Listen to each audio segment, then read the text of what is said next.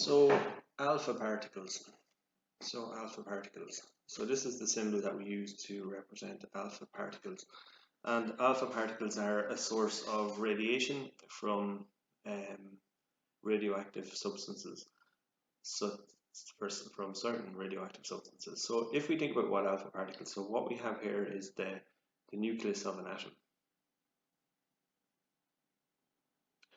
The nucleus of an atom. And what happens is it spontaneously breaks down and it gives off radiation. Now, in this case, it's given off alpha particles.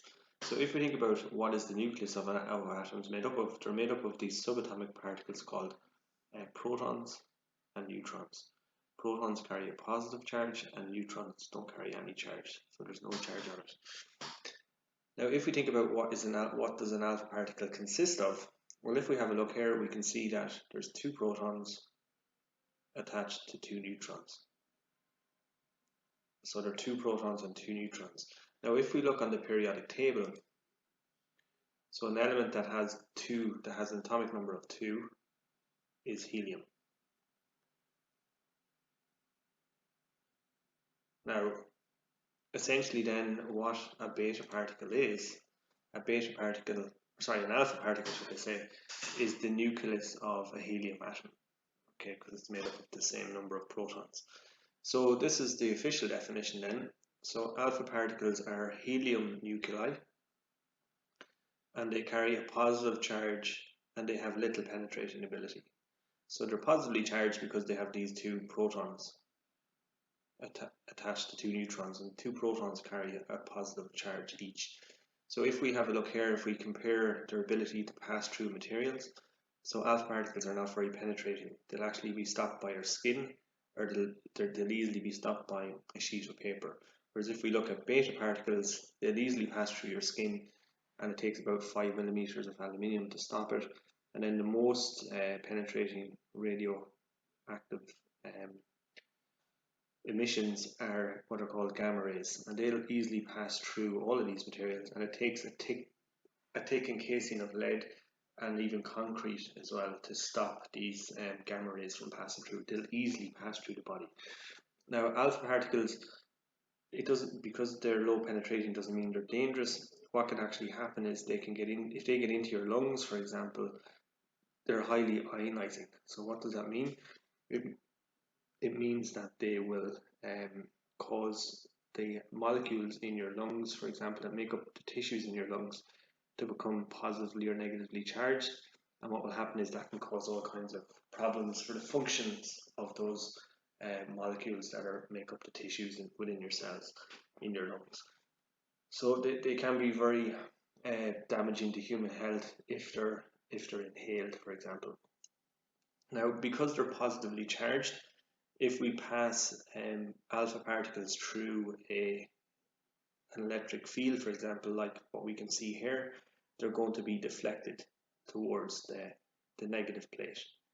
Beta particles will, because they're essentially an electron, they'll be deflected towards the positive plate, and gamma rays then, they're essentially just electromagnetic or radiation, high energy radiation. They're not influenced by an electric field at all. They'll just pass straight through without being deflected. So if we think of some of the qualities then of alpha particles, they're positively charged. So they're positively charged because there's two protons within the nucleus. They have poor penetrating ability, like what we've seen here. They're deflected by electric and magnetic fields because they're positively charged. They are deflected like so within an electric field, and they are damaging to human health. Now, an example of an element that's radioactive that gives off alpha particles is a substance called americium 241. I'm going to write this here. So it's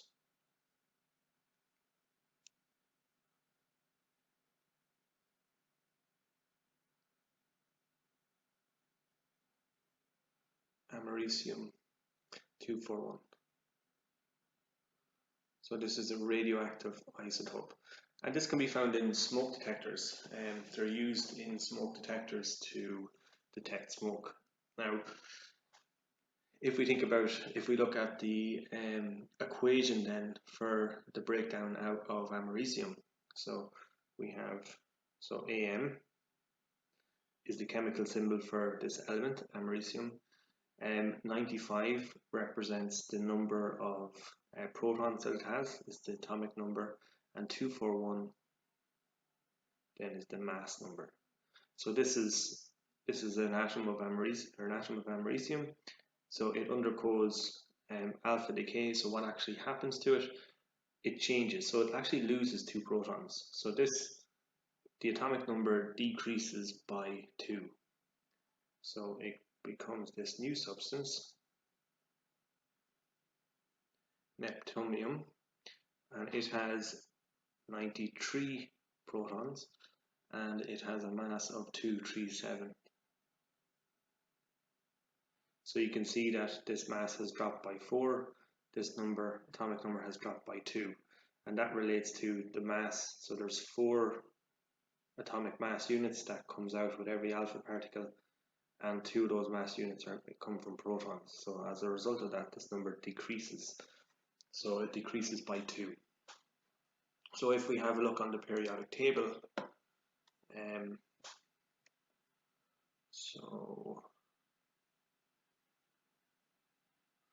element 95. So this here is americium. This is where it's located on the periodic table. When it breaks down, it loses 2 protons, so its atomic number decreases to 93, and this is what it becomes. And then it gives off a particle that contains two protons and 2 neutrons, which is essentially the nuclei of a helium atom, which is this element here. So if we were to finish this then, so it's going to decay and it's going to give off this. So this is how you would represent it. So He represents helium, the fact that it's a helium nucleus. 2 represents the fact that, as we can see here, it has 2 protons. And then 4 represents its mass number because it has 4 atomic mass units. And then plus energy. So this is an example then of alpha decay and alpha particles, and then what they're all about. So that is alpha particles and what's known as alpha decay. So thank you for listening.